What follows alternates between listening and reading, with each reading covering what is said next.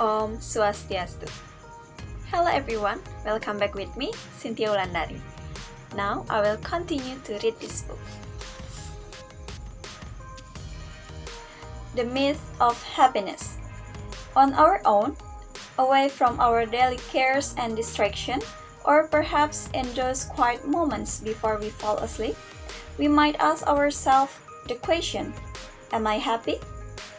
So we look at our lives and all the events that lead us to this point of where we are and try to gauge where we are on the happiness scale. Perhaps we even compare ourselves with those around us as a reference on the amount or level of happiness we should be experiencing. Who doesn't want to be happy? After all, isn't the pursuit of happiness one of our fundamental rights as a human being and a goal for most of us who are put on this planet? And yet, what is happiness itself?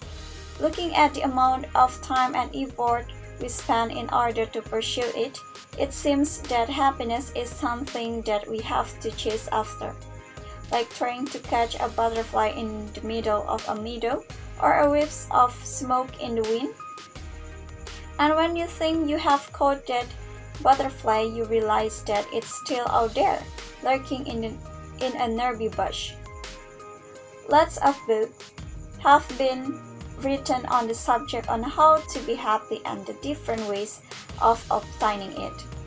For example, there are many self-help books out there that can teach us about how to gain job satisfaction, how to achieve one's goals, and how to maintain a harmonious relationship. Satisfaction, it seems, being an important ingredient of happiness. Others tell us to pursue our passion as a guarantee of attaining happiness. After all, how can we be happy doing something that we don't really enjoy? A sense of achievement is also seen as a good source of happiness. The realization of a particular goal, be it wealth, status, fame, or winning a competition, especially when accomplished through our hard work and diligence, is a sure way to make us feel good. And how do we know we feel good when we get that longed for promotion or when we achieve that trophy? We feel our chest puff out with pride. Our lips can't help grinning like a Cheshire cat. And in that moment, everything seems perfect and falls into place. Having our desire fulfilled too can make us happy. Who doesn't enjoy getting what they want and the feeling of fulfillment and joy that come with it?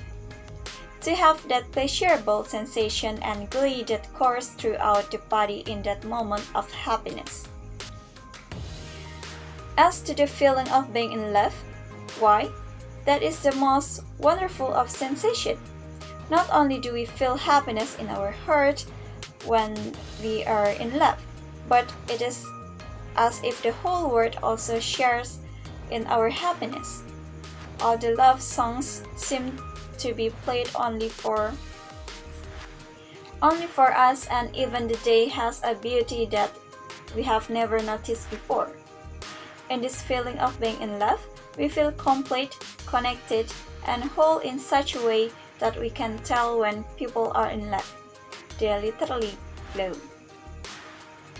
Whether it's finally getting what we want, winning that coveted award, or achieving that target, what we feel as happiness is actually related to the emotion we feel and the sensation we experience in our body. It is a physical sensation within us quite separate to the cause of the happiness, be it a medal in our hand or a glimpse of the face of the person we are secretly in love with. However, the feeling, like all sensation we experience, is temporary.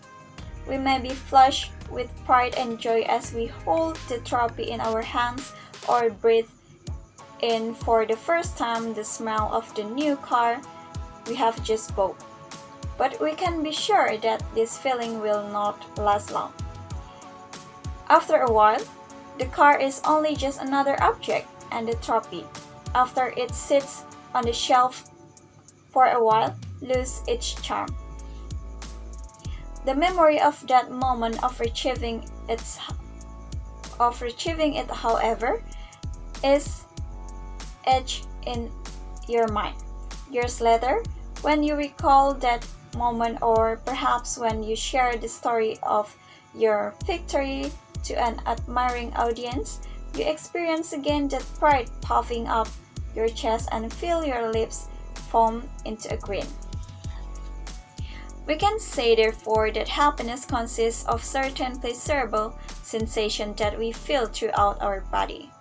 And it is this pleasurable feeling that we seek in our pursuit of happiness. But in order to have this sensation, we need not have to wait until we finally realize a dream, achieve a particular goal, or fall in love.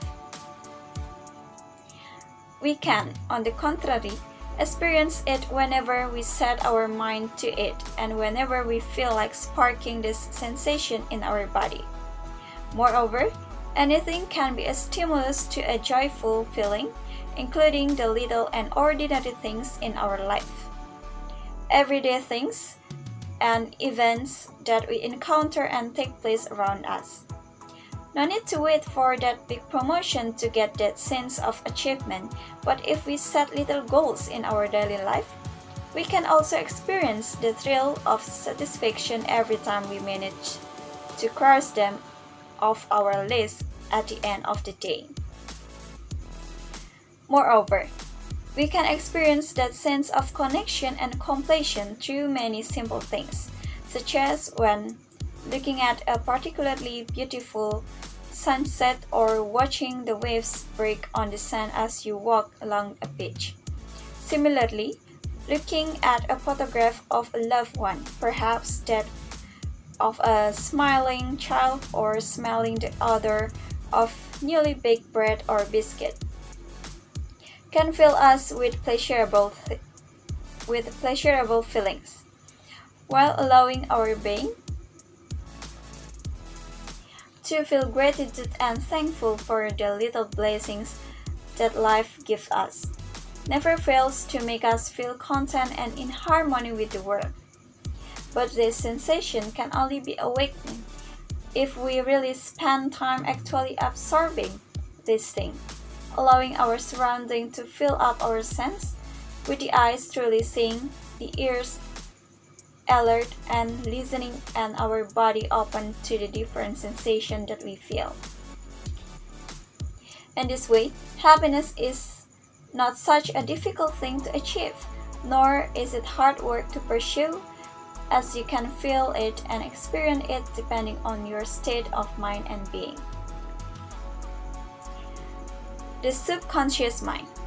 If you think of all the activities we do on a day-to-day basis, most of the things we do are simply routine stuff, things that we don't really think about when we actually do them, such as getting up in the morning, brushing our teeth, having a shower, making our morning cup of coffee, and eating our breakfast.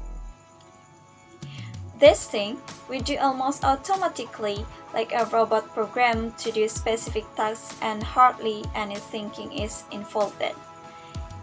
Even when we get in the car and drive to work, very little thought or reflection is involved in our movement.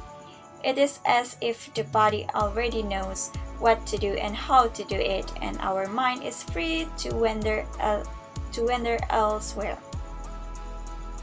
Nowadays, our interaction with our technology is similarly automatic and instinctive. We reach for our gadget as naturally as we pick up our toothbrush at the sink in the bathroom, except probably 10 times more often, and we move our fingers on the screen unthinkingly, scrolling from one chat to another, one social media platforms to another, scanning the content without much thought and consideration. It might be we are tickled, provoked, moved, or roused to respond, in which case we do so reactively, almost instinctively, as the emotion led us, without much analysis or reflection.